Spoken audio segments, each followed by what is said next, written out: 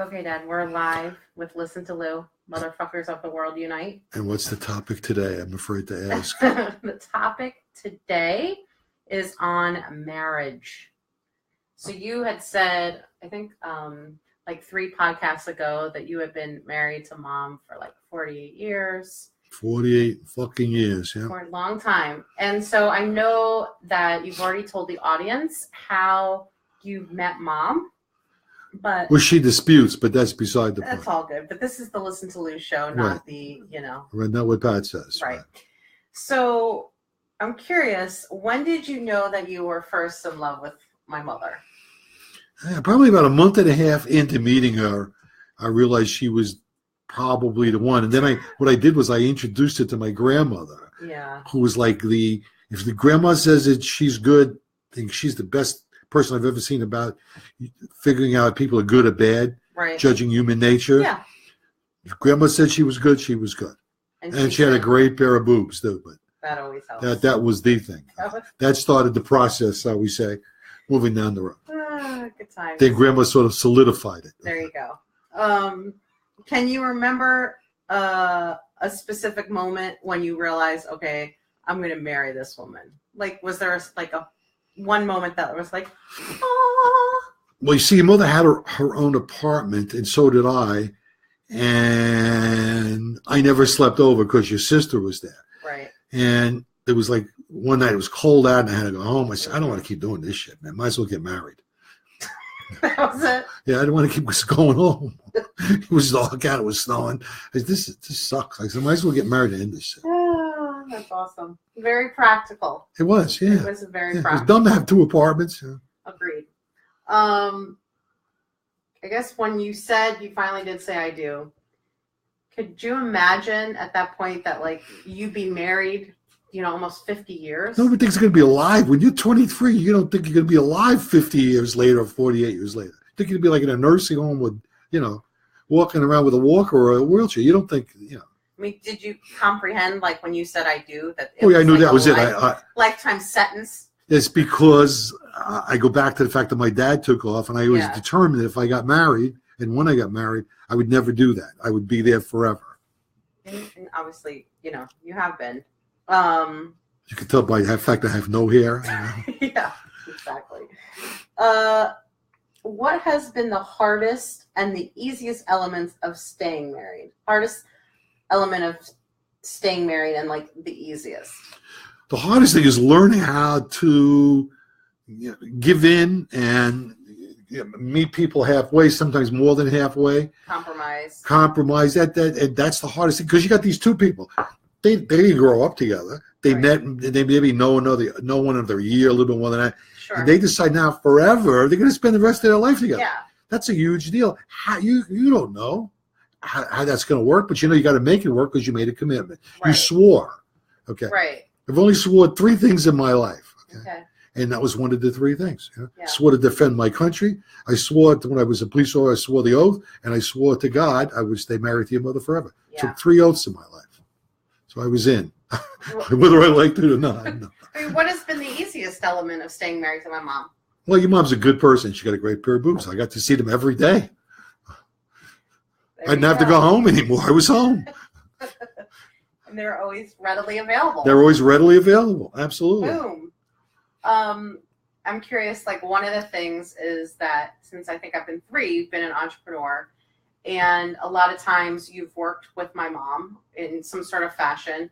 Do you recommend that? Did that work for you guys? How is that process? Absolutely not. No, it did not work. It was very difficult. It didn't work. It put a lot of pressure on the marriage when you're at home. Nah.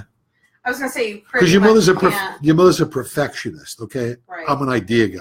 Yeah. For your mother, you got to put the fucking pencil back in the same holder. The pencil. Who cares where the fucking pencil was the last time there? Where the paper was stacked. Right. Okay. I don't know where she gets that from, or if I know, because you're the same way. You don't give a shit where you put the paper or the pencil, but it's down. Okay, no, I can never work with you. Absolutely not. I'm the idea. I stay in the background. She makes it happen. Yeah. Don't recommend it. No. What are, I guess, 2 or 3 things that you wish you would have known when you got married? Critical things that you're damn, I wish I would have known it. Maybe it would have made the road easier. You know, there's nothing you can say you wish you knew because it doesn't matter. Once you said you raise your hand, it doesn't fucking matter what you knew, what you didn't know. You're in it, baby. Start swimming. Okay. But I don't know how to swim. Tough shit. Start swimming. Okay. Doesn't matter. Yeah. Woulda, coulda, shoulda don't work. Right. You're done. I'm in it. I'm done it. I'm in. I'm going to make it work, whatever it is. What did I not know? I wish I was rich. That was my only problem. I was poor. Okay. Yeah. But your mom was a great person, great family. Her parents, her mom and dad were the best. My mother-in-law, father were just the best. I was very lucky. I was blessed. Had your sister right away. Yeah. Loved your sister from day one. It was a wonderful situation. Yeah. I won. I feel sorry for her. She got stuck with me. Oh, whatever. What's the best advice, I guess, you can give to husbands and even fathers? Like being 49 years in or 48 Get a mirror. Okay, and get in front of her, practice 2 words. Yes, dear. And smile when you say it. Okay? That's the best advice. Right. Yes, even dear. If behind this side you really want to say, but to the mirror you're saying, yes, dear. That's good advice, Dad. I know. Get a mirror. Get a mirror. Practice. Keep practicing. Happy wife, happy life, right? Something like that. Yeah. So I know one of the things, again, you've been married. You were, 22, 23 years old? 23, yes. And your mother was 29. Yeah. 6-year difference. So, I mean, since then, things have changed in the world. And the roles of husbands has changed. I'm curious, I mean, how would you suggest new husbands focus on maintaining a happy home? Because the roles have changed. Tough. I think it's very difficult today because I think the role of the man is a completely different role than it was for me. It was a lot easier for my generation. I think now you were the breadwinner, right? Right. She was the mom that stayed at home, even though your mother didn't. She worked, and the breadwinner, and the guy made the decisions, and the woman carried them out. Yeah. Now it's now they're both equal partners and they're both working together, and so there's that friction when you're working with a person who's not your relative, okay, who maybe not wasn't raised the same way you were. But you're now married, and you got to make it work, and you got to work together. That's a lot of extra toughness on a man and a woman. That's something you just got to work on. But it's tough. I feel sorry for women today and men because women are much more independent. They think differently, and the guys got along. The guys have to go along and think differently too. Yeah. I'm not saying it's better. I'm just saying that's the way it is. Right. What makes love last? What do you think? Like for you guys. I mean, I feel like I have my own idea of like what makes your love last, but I'm curious, like. You mean from a man's point of view? From your point of view, what has made your love last with my mom? Hey, the best pair of boobs I ever saw in my life. I mean, I would say this, and it kind of goes along with that. Nobody's asking you. When you say it's Ask Lou, not Ask Holly. I'm just saying, I feel like you and my mom have definitely kept the fire alive all these years.